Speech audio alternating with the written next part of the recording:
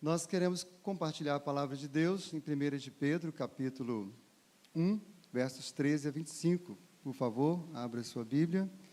Conforme os irmãos aqui já sabem, estamos expondo as cartas de Pedro. Começamos domingo passado, expomos do verso 1 ao 12.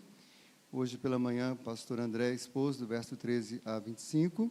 Uma mensagem muito bonita. Deus se importa com o seu viver em santidade, com seu viver em reverência, com seu viver em amor. Decorei os pontos, viu? Espero que você decore os pontos da mensagem da noite também. Mais do que decore os pontos, que você seja edificado. Amém, meus irmãos?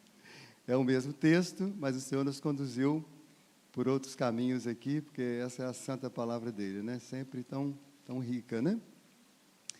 1 de Pedro, então, 1, versos 13 a 25. Eu vou ler os versos ímpares e peço a toda a igreja, numa só voz, bem bonito, compassadamente, que leia os versos pares. Por isso, cingindo o vosso entendimento, sede sóbrios e esperai inteiramente na graça que vos está sendo trazida na revelação de Jesus Cristo.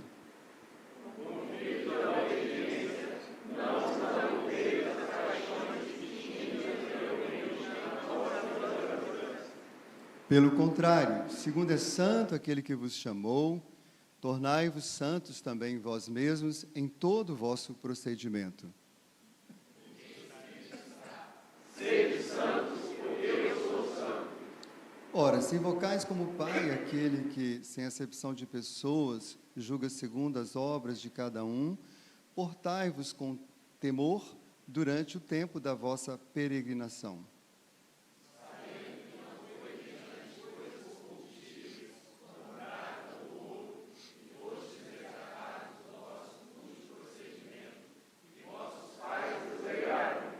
Mas pelo precioso sangue, como de cordeiro, sem defeito e sem mácula, o sangue de Cristo. Conhecido com efeito antes da fundação do mundo, porém manifestado no fim dos tempos, por amor de vós. Que por meio dele tendes fé em Deus, o qual ressuscitou dentre os mortos e lhe deu glória, de sorte que a vossa fé e esperança estejam em Deus.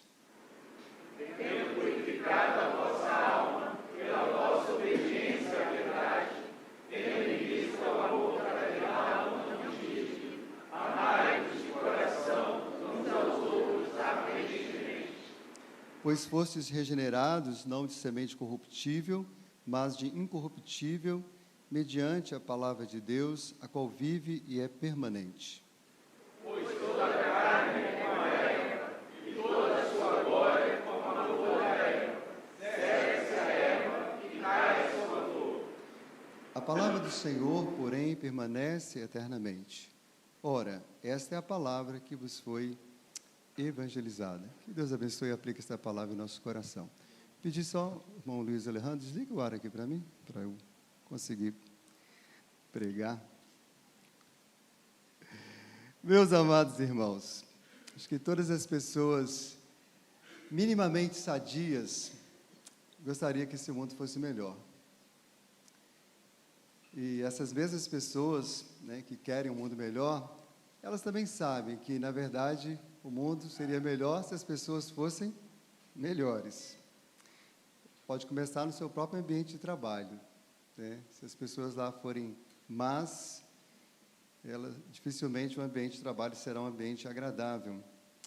Também a gente pode reconhecer, é sabido que todas as pessoas e grupos sociais, todos têm algum tipo de código de conduta, todos têm alguns princípios de ética. Os lugares mais terríveis, que a gente ouve falar de coisas bizarras que eles fazem, mas eles têm algum limite, algum controle, alguma coisa que coloca ali alguma ordem naquele grupo. E todos reconhecem que há certas coisas que são aceitáveis e outras reprováveis. Tem alguma concepção de certo e de errado.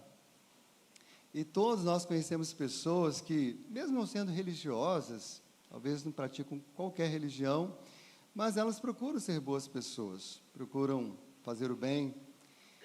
Mas, em se tratando de pessoas religiosas, quando elas realmente desejam, né, e elas geralmente desejam, a maioria, um crescimento e um aperfeiçoamento intencional. A gente vê quando a pessoa procura uma religião, elas estão querendo sair de um lugar comum que elas têm vivido para ter alguma elevação de algum tipo, né, espiritual.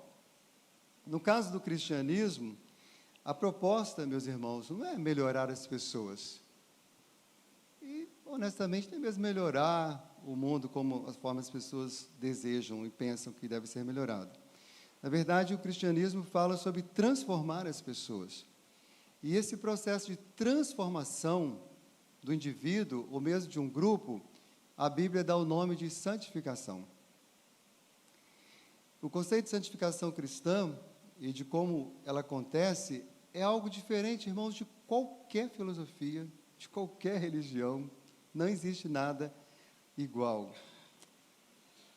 E essa maneira de entender a santificação, biblicamente, ela vai muito além da vontade e do esforço humano. Na verdade, nós cremos que é, acima de tudo, uma obra divina, uma obra de Deus, que vem de Deus e redunda em glória a Deus.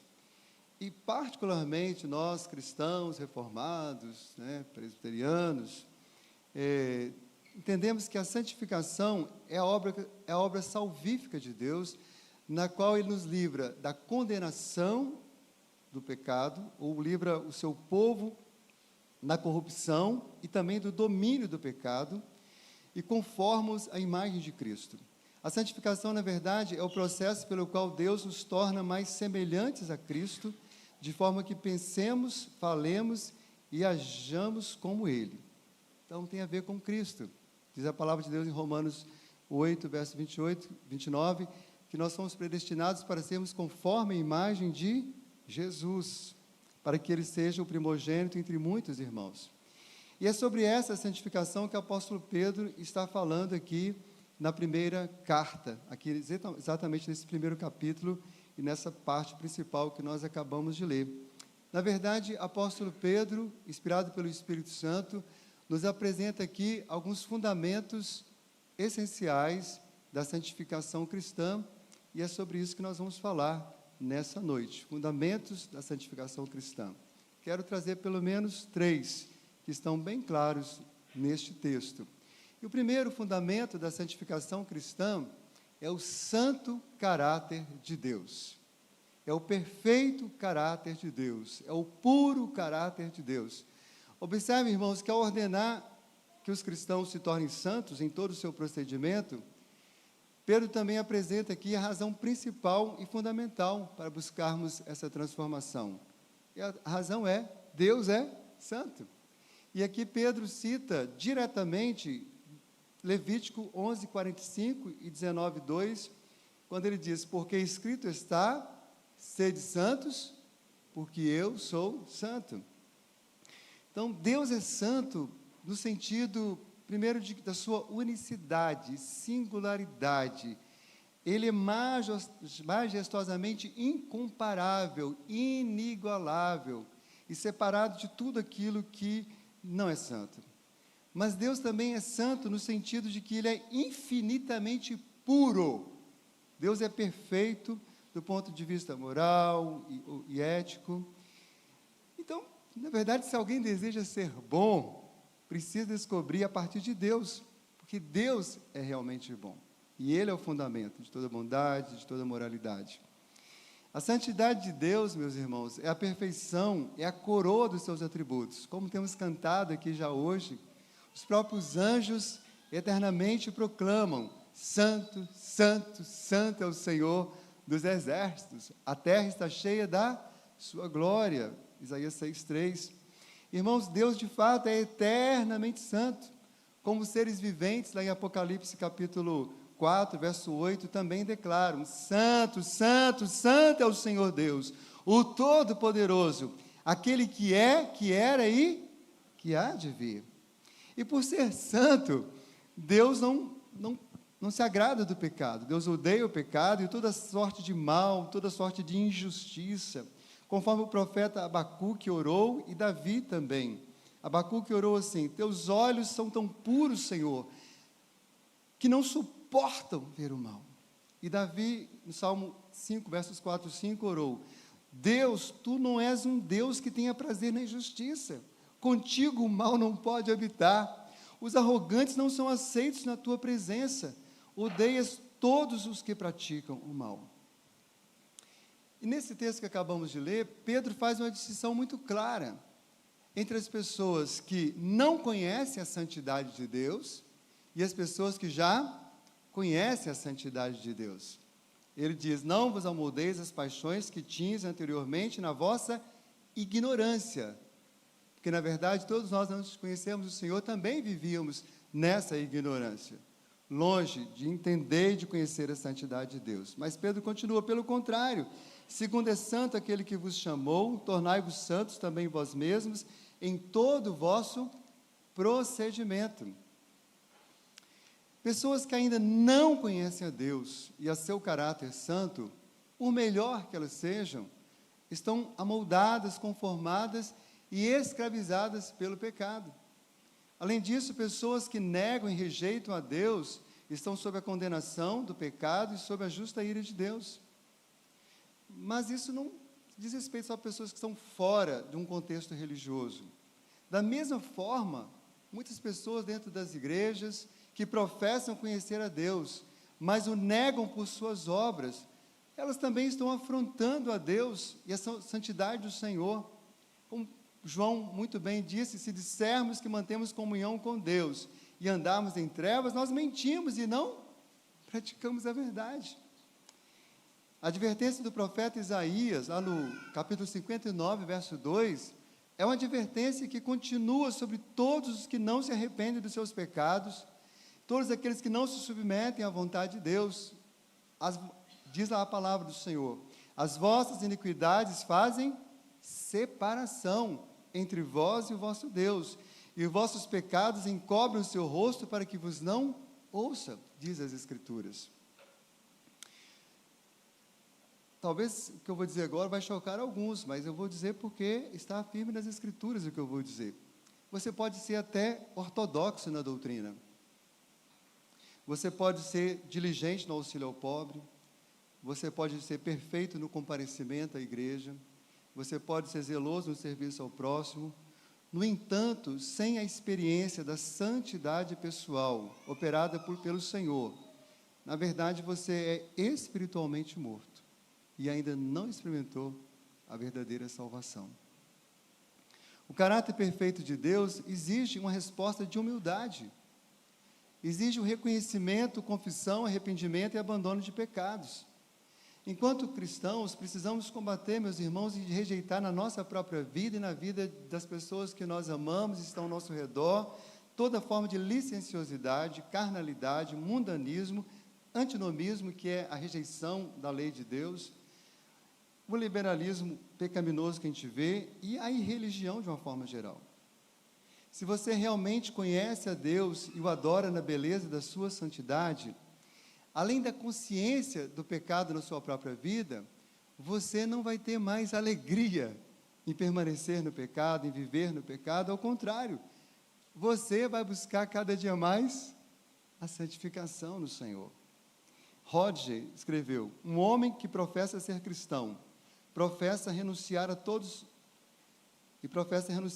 sorte de pecados. Se ele não age, de fato, consistentemente a sua profissão de fé, ele não deveria ser identificado como cristão. E Spurgeon vai nessa mesma linha, concorda com Roger, quando ele diz: se um suposto convertido, evidente e deliberadamente, declara conhecer a vontade de Deus, mas não se dispõe a observá-la, você não deve afagar suas pressuposições, mas é seu dever assegurá-lo de que ele não é salvo. Não julgue que o Evangelho, é expandido, ou que Deus é glorificado por você que age dessa forma, dizendo às pessoas que elas podem ser salvas neste exato momento, aceitando a Cristo, mas sem desejar abandonar os seus ídolos e sem desejar abandonar o pecado. Se eu fizer isso como pregador, irmãos, eu estarei contando uma mentira. eu estarei pervertendo o Evangelho, insultando a Cristo e transformando a graça de Deus em pecado. O apóstolo João repetidamente condena a ideia de que uma pessoa pode ser cristã, a despeito de continuar no estilo de vida pecaminoso. Irmãos, somos sinceros e honestos, devemos ser sempre, como cristãos. A verdade é que ainda lutamos com a natureza pecaminosa. E essa natureza, mesmo no cristão, ela se manifesta em atos isolados de pecado, mas não de modo contínuo. Está nas Escrituras, nisto sabemos que o conhecemos, se guardamos os seus mandamentos. Irmãos, um crente verdadeiro ainda pode cair em algum pecado. Mas o apóstolo João, no capítulo 3, eu vou deixar esse dever de casa para você fazer, porque senão era muita informação, leia depois do capítulo 3. Por 5 vezes, João, na primeira carta, ele mostra o estilo pecaminoso de uma pessoa não verdadeiramente convertida, insistindo no que diz respeito à continuidade do pecado. Ele vai dizer que é de permanecer no pecado, e de uma forma contínua. Esse é o estilo de vida de uma pessoa ainda não convertida, não de um cristão. Meus irmãos, verdadeiros cristãos não vivem como filhos da desobediência, nem como filhos do diabo, nem como filhos deste mundo, mas como filhos da obediência, como Pedro lembra aqui. E como filhos por adoção, porque nós fomos adotados em Cristo, nós como filhos devemos ter alegria em imitar o nosso Pai. Conforme Jesus falou, sede vós perfeitos, como perfeito é o vosso Pai Celeste. Meus irmãos, verdadeiros cristãos sabem o quanto o pecado é incompatível com a santidade de Deus. Sem santidade, ninguém irá chegar e usufruir gostosamente da presença de Deus. Os irmãos se lembram que lá na antiga aliança, todos os pecadores que se aproximaram da glória de Deus, ou daquilo que simbolizava a presença de Deus, de uma forma inadvertida, de uma forma profana, de uma forma arrogante, sem o quebrantamento, sem as instruções, sem seguir as instruções do Senhor, literalmente morreram. A glória de Deus se manifestava e essa glória matou muitas pessoas. Para que as pessoas pudessem comparecer diante de Deus, do Deus Santo, adorá-lo e continuarem vivos, Deus estabeleceu sacrifícios e rituais na antiga aliança, os quais todos apontavam para o perfeito e suficiente sacrifício, o Senhor Jesus, o Filho de Deus. E hoje, todos os cristãos que estão crescendo em santificação sabem que jamais poderiam permanecer diante do Deus Santo, jamais seriam santificados, jamais cresceriam em santificação, se não fosse por causa da graciosa redenção em Cristo Jesus. E isso nos leva, então, ao segundo fundamento da santificação cristã: a graciosa redenção de Deus. A graça de Deus não é apenas o fundamento para a nossa salvação eterna. A graça de Deus, meus irmãos, é também o fundamento para a nossa santificação terrena. A mesma graça que salva é a graça que santifica. Pedro é enfático quanto a isso quando ele diz: por isso, cingindo o vosso entendimento, sede sóbrios e esperai inteiramente, totalmente, completamente na graça que vos está sendo trazida na revelação de Jesus Cristo. Então, Pedro não diz esperai inteiramente ou um pouquinho na sua própria força, nos seus esforços, na sua força de vontade, na sua autodisciplina, mas sim esperar inteiramente na graça que está sendo revelada em Cristo. Irmãos, a grande verdade é que se dependermos de nossos esforços, de nossa autodisciplina, nenhum de nós progrediremos de fato como Deus requer na santificação. E jamais alcançaremos o alvo da perfeita varonilidade em Cristo. Crentes que agem assim, como se eles fossem o próprio sustento da sua santificação, geralmente adotam padrões legalistas, de costumes, de regras, de dias, de horários, de roupa, enfim, do que come, do que não come. E assim como a própria palavra de Deus diz, eles desprezam a graça de Deus. Paulo, escrevendo aos Coríntios, ele reconheceu a obra da graça em todos os aspectos de sua vida. Ele diz: mas pela graça de Deus, eu sou o que sou. E a sua graça me foi concedida, não se tornou vã. Antes eu trabalhei muito mais que todos eles, todavia não eu, mas a graça de Deus comigo. E mais tarde, quando Paulo escreve a Tito, ele também lembra que essa graça que salva, essa graça educa, essa graça transforma, essa graça santifica. Ele diz: mas pela graça de Deus, porquanto a graça de Deus se manifestou Salvador a todos os homens, educando-nos para que, renegadas a impiedade e as paixões mundanas, vivamos no presente século sensata, justa e piedosamente. Então, mais do que as melhores escolas e processos de educação, o que mais pode educar e transformar alguém é a graça de Deus, atraindo a pessoa ao Senhor, graciosamente, para olhar para a santidade de Deus e aprender com Deus, com Cristo, o que é viver uma vida sensata, justa e piedosa.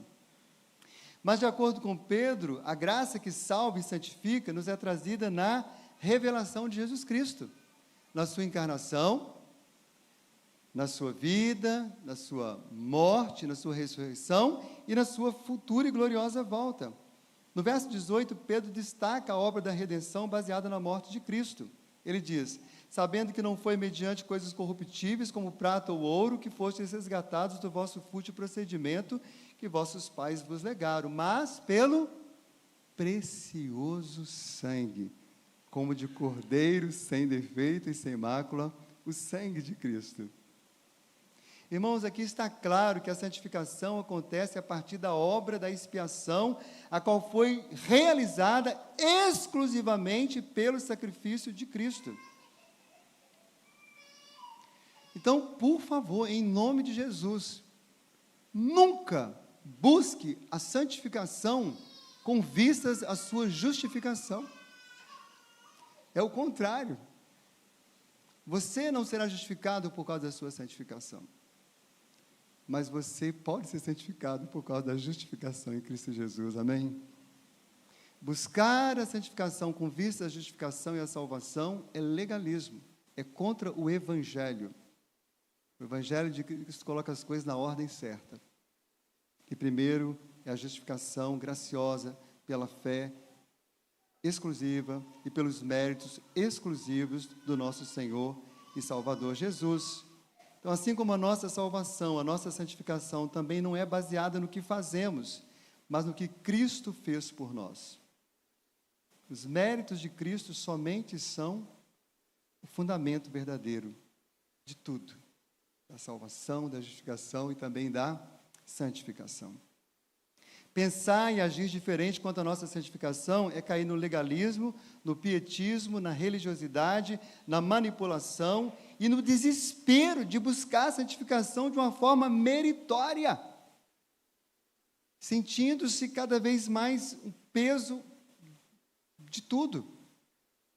Irmãos, o fardo de Jesus não é pesado como os religiosos impõem, ele é leve e suave. Ele já levou todo o nosso pecado na cruz do Calvário, tirou a nossa culpa, e agora podemos, a partir daí, sim, experimentar uma verdadeira santificação. A santificação e a obediência sempre vem após o resgate. Os irmãos se lembram, quando foi que Deus deu a lei ao povo de Israel? Deus não deu a lei ao povo de Israel quando eles estavam vivendo como escravos no Egito. Deus deu a lei ao povo de Israel quando eles tiveram a experiência de serem resgatados, libertos. Deus se revela àquele povo. 400 anos tinham se passado desde que eles tinham chegado ali. Talvez um pouco mais, uns 500, um pouco mais, desde que Deus tinha feito a promessa a Abraão. Então Deus se revela àquele povo, Deus resgata aquele povo, Deus salva aquele povo, e Deus agora apresenta a sua lei e fala agora que vocês são salvos. Conheçam a mim, conheçam a minha santidade, conheçam mais e mais a minha vontade, sigam e obedeçam a minha vontade. Irmãos, o amor redentor de Deus revelado em Cristo nos salva, nos resgata, nos justifica e nos liberta da condenação do pecado, para que possamos depositar nele o nosso amor, nossa fé e nossa esperança, e assim crescemos em santificação. É isso que vemos no verso 20. Ele diz: conhecido com efeito antes da fundação do mundo, porém manifestado no fim dos tempos por amor de vós, que por meio dele tendes fé em Deus, o qual o ressuscitou dentre os mortos e lhe deu glória, de sorte que a vossa fé e esperança estejam em Deus. Cristo salva o seu povo, não somente da culpa do pecado, mas Cristo salva o seu povo do poder do pecado, do domínio do pecado. Se um crente não é mudado, não é um crente. Justificação com Deus está à parte do mérito das obras, como já falamos, mas não significa que justificação está à parte da existência de obras. Ela levará às boas obras. O apóstolo Paulo ensinou que a união com Cristo na morte e na ressurreição não é apenas um fundamento da justificação, mas também um fundamento da nossa santificação. Qualquer um que partilhe dos benefícios da morte de Cristo para a salvação também precisa precisa morrer para o pecado e caminhar em novidade de vida. Pedro lembra que a obra redentora de Cristo a nosso favor foi por amor de nós, aqui nas Escrituras. E Deus é tão cheio de amor, tão cheio de graça, tão maravilhoso, tão bondoso. Ele nos ama tanto, irmãos, que mesmo quando nós fracassamos no nosso processo de santificação, Ele continua nos amando, Ele continua cuidando da gente, continua nos chamando a Ele, continua nos dando perdão, e assim nos encoraja, pelo seu amor, a sermos renovados em santificação. Louvado seja Deus por isso. Muitos de nós já fomos reprovados, talvez num concurso, num emprego, num vestibular, por outras pessoas, e a reprovação muitas vezes significou abandono, significou deixar você para trás, mas Deus não faz assim. Todas as vezes que nós somos, entre aspas, reprovados por nossos pecados, Ele estende a sua mão para aqueles que são penitentes, para aqueles que se arrependem, e os chama de volta para continuar no processo de santificação. Você pode dizer glória a Deus por isso? Isso é maravilhoso, isso deve nos animar. Uma vez que os crentes foram comprados pelo precioso sangue de Cristo, eles não são de si mesmos, mas pertencem a Jesus. Então isso nos deve levar a buscar uma vida de santificação. Quer vivamos ou morramos, somos do Senhor, porque fostes comprados por bom preço. Glorificai, pois, a Deus no vosso corpo e no vosso espírito, os quais pertencem a Deus. Se uma pessoa é realmente cristã, ele é de Cristo, deve servir a Deus com o seu corpo, sua alma, sua mente, com tudo que ele é e todos os aspectos de sua vida. Mas, meus irmãos, essa obra graciosa da redenção de Cristo, ela faz realmente diferença somente na vida da pessoa, quando essa obra é aplicada pelo próprio Espírito Santo. Milhões de pessoas sabem de tudo isso que eu estou falando, mas ainda continuam vivendo uma vida completamente atolada no pecado, ainda não foram tocadas pela graça regeneradora de Deus, do Espírito Santo. É isso que está no verso 22, e Pedro está dizendo para aqueles crentes, que vocês, no caso, todos vocês regenerados, convertidos, olha o que aconteceu: tendo purificado a vossa alma pela vossa obediência à verdade, pois fostes regenerados, não de semente corruptível, mas de incorruptível, mediante a palavra de Deus, a qual vive e é permanente. A Bíblia ensina que aqueles que são justificados também são regenerados e são santificados. A regeneração é uma obra do Espírito Santo que ele trabalha no coração e transforma a pessoa numa nova criatura. A santificação cristã é de dentro para fora. Nesse ato, Deus nos dá desejos santos e agradáveis a Ele. Primeiro, Deus nos dá uma santa insatisfação para com nossa natureza carnal e corrompida. Me lembro que, quando meu pai se converteu a Cristo, ele ainda lutou com várias dificuldades, devido aos 34 anos vividos com profundos maus hábitos. Me lembro também de um momento que ele confessava isso para o reverendo que era o nosso pastor, Wilson Machado. E o reverendo Wilson ouviu a sua confissão e disse: glória a Deus, você de fato é regenerado. Porque mesmo que você ainda lute com algumas coisas, mas está muito claro que hoje você não tem mais nenhum prazer em permanecer nisso.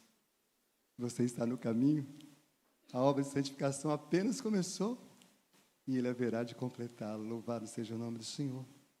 O próprio Paulo experimentou isso. A uma certa altura ele disse: desventurado o homem que sou, quem me livrará do corpo desta morte? Quem de nós já não sentimos assim?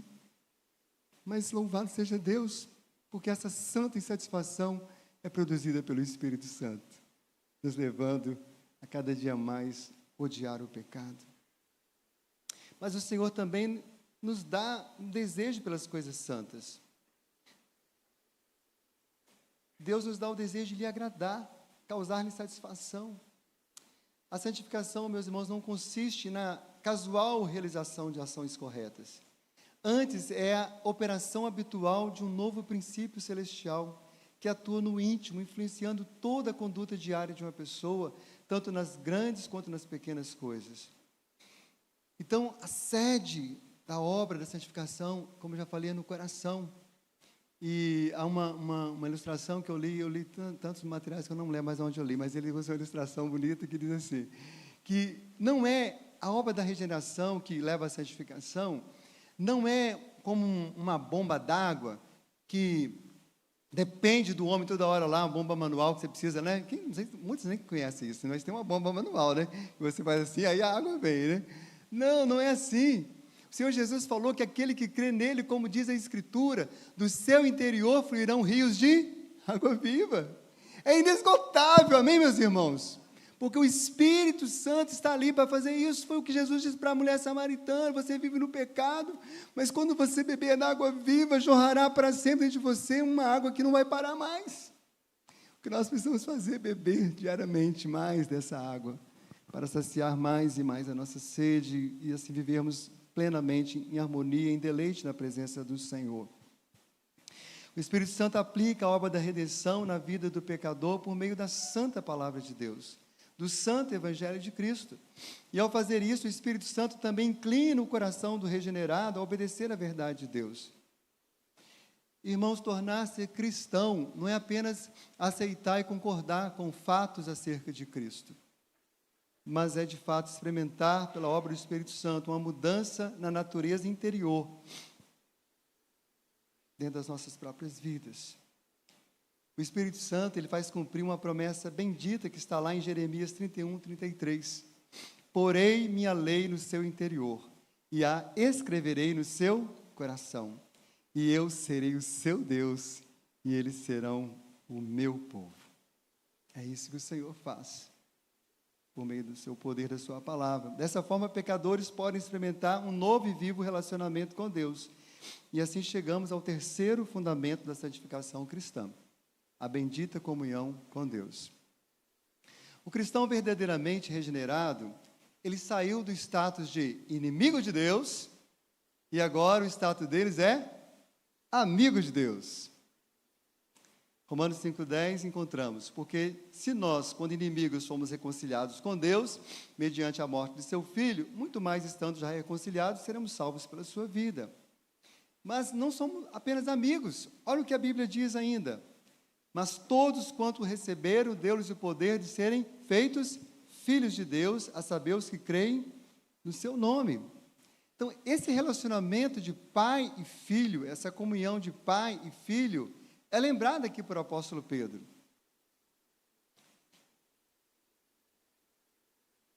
Ele diz no verso 14 que nós somos filhos da obediência.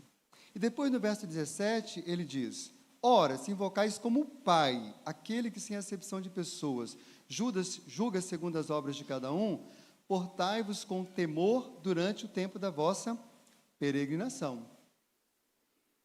Então, esse novo relacionamento com Deus, de pai e filhos, ele é marcado por uma profunda intimidade e uma bendita comunhão, mas também é marcado por um santo temor. Mas esse temor não tem nada a ver com medo, desespero e falta de confiança. Ao contrário, tem a ver com o amor, a reverência e o respeito que todos os filhos dedicam aos seus pais. Escrevendo aos Romanos, Paulo explica sobre isso. Pois todos que são guiados pelo Espírito de Deus são filhos de Deus. Porque não recebestes o espírito de escravidão, mas para viveres outra vez atemorizados. Mas recebestes espírito de adoção, baseados no qual chamamos Abba, Pai, meu Pai querido. Todos nós já tivemos alguma dificuldade com o relacionamento com os nossos pais, pais físicos, biológicos ou pais adotivos, enfim. Todos nós pais também já tivemos alguma dificuldade com nossos filhos. Mas, geralmente, espera-se, né, e creio que tem sido assim na maioria da vida dos irmãos, no final, o que vence, o que prevalece é esse relacionamento. Aconteça o que acontecer, você é meu filho, você é meu pai. E mesmo quando um pai está muito bravo com o filho, mas a sua exortação é movida por grande amor. Desejo que ele cresça, seja maduro, viva uma vida digna na presença do Senhor.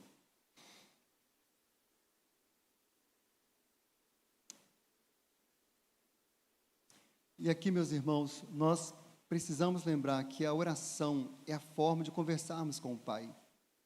Quando o Senhor Jesus foi perguntado sobre como orar, Jesus, na sua oração modelo, ele começou assim: Pai nosso.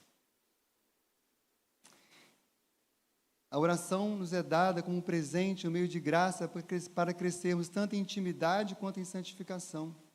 É no relacionamento sincero e humilde para com Deus, confessando nossos pecados, é que crescemos em santificação. Seja o que estiver acontecendo, qual sua confissão mais terrível, coisas que você jamais falaria para ninguém, fale com o Senhor.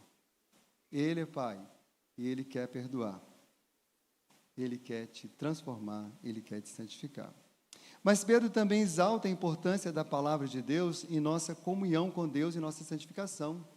Ele diz: pois toda a carne é como a erva e toda a sua glória como a flor da erva. Seca-se a erva, cai a sua flor, mas a palavra do Senhor, porém, permanece eternamente. Irmãos, a palavra de Deus é um meio de graça fundamental para a nossa santificação. Por isso que não devemos nos cansar de ler, de meditar, de ouvir, de estar nos cultos, de participar dos pequenos grupos, onde a palavra de Deus estiver sendo anunciada com fidelidade. Irmãos, todas as filosofias deste mundo são passageiras, são como essa erva e essa flor que seca e murcha. Não podem produzir a santificação que precisamos. Mas a palavra de Deus é poderosa para nos santificar. Pare de ouvir tantas vozes do mundo e ouça a voz de Deus por meio da palavra. E você vai encontrar santificação nessa área da sua vida que você tem se sentido tão pequeno, tão fraco, tão miserável. Porque a palavra de Deus é o Pai amoroso falando conosco, nos corrigindo, nos confortando, nos transformando. Querido, se você é um cristão há 1 ano, né? Então você não morreu, você está vivo, você já deveria ter lido a Bíblia toda pelo menos uma vez. Não que isso seja, isso vai fazer santificação. Mas eu gosto de usar o seguinte argumento: o Espírito Santo só vai lembrar você o que você já leu. Então, pelo menos uma vez na vida, lê a Bíblia toda. E ele vai depois te lembrar. E é claro que você vai continuar lendo, aprofundando o texto aqui, outros livros e tal, como cada um, como o Senhor conduzir. Mas é preciso conhecer a palavra de Deus. E Deus, irmãos, é tão bondoso que nesse processo de santificação, além da oração, além da palavra, Ele nos dá pessoas para nos ajudar a crescermos em santificação. Ele nos dá uma grande família, Ele nos dá pais, filhos, irmãos espirituais, Ele nos dá a igreja dEle. A igreja de Cristo é essa família, para crescermos juntos em santificação, por meio do amor que recebemos de Deus e repartimos uns com os outros. É isso que está aqui no final do verso 22. Tendo em vista o amor fraternal, não fingido, amai-vos de coração uns aos outros ardentemente. Como eu glorifico a Deus pela vida das pessoas que me amam suficientemente para me exortar, me corrigir, me abraçar, me confortar e me ajudar a continuar crescendo em santificação. Quantas vezes eu estava indo por caminhos errados e Deus usou alguém de uma maneira tão poderosa para falar: meu filho, você está indo no lugar errado, vem, corrija-se. E eu pude ouvir a voz de Deus e sentir o amor de Deus por meio daquela correção. Então, ame o suficiente para confortar e também para confrontar as pessoas que estão ao seu redor, que são da família de Deus, principalmente. Então, irmãos, o chamado de Deus não é somente para a salvação, mas sim para um relacionamento com Ele. Deus nos convida, nos capacita e nos dá os meios de graça para crescermos em nossa bendita comunhão com Ele. Devemos abandonar a preguiça, a acomodação e usarmos diligentemente esses meios de graça, com vistas a conhecermos mais a Deus. O próprio Evangelho, meus irmãos, o Evangelho não é algo somente para quem ainda não crê em Jesus. O Evangelho que nos salvou também nos santifica. Quanto mais nos deleitamos no verdadeiro Evangelho, que fala da boa notícia de Cristo Jesus nos amar e nos salvar de maneira tão linda e maravilhosa, mais também nós crescemos em santificação.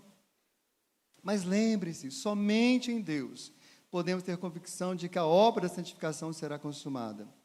E ainda que muitas vezes erremos e negligenciemos a comunhão com Deus, nos animemos, meus irmãos, porque nós somos santuários do Deus vivente, Ele está conosco, é Ele que vai nos sustentar e fortalecer a nossa santificação.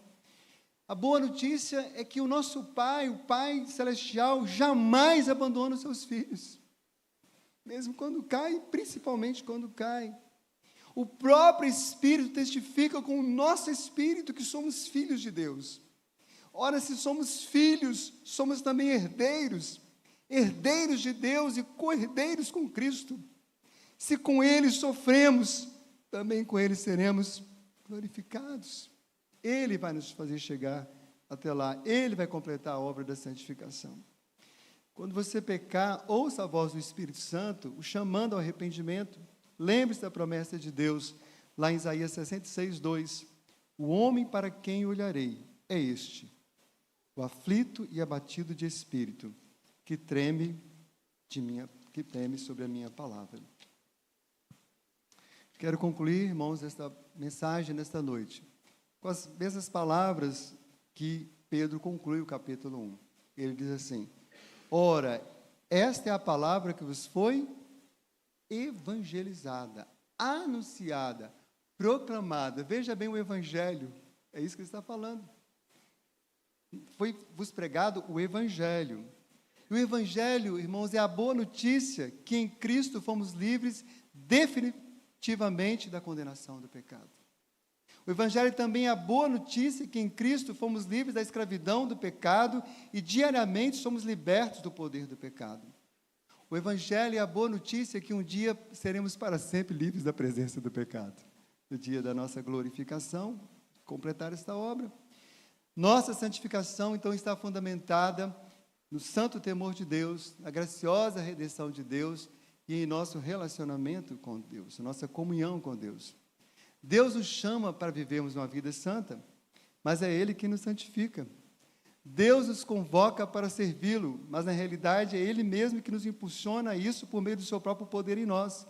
A obra é dEle, mas Ele nos chama pelos meios de graça a nos render a Ele e cooperar nesse processo da santificação. Mas, irmãos, a glória, contudo, pertence somente a Ele. Deus é santíssimo, Ele odeia o pecado de fato. Mas a boa notícia, a melhor notícia, é que Deus pode pegar o mais vil pecador e transformá-lo no mais santo homem para a glória dEle. Essa é a promessa de Isaías 57:15, que destaca tanto a santidade de Deus, quanto esta obra de Deus na vida de quem está quebrantado. Diz assim a palavra de Deus: porque assim diz o alto e sublime, que habita a eternidade, o qual tem o nome de santo.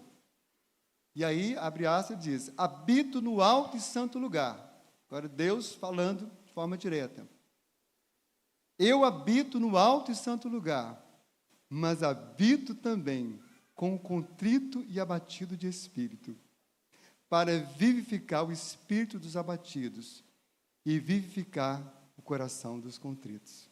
Que Deus nos abençoe. Amém, meus irmãos?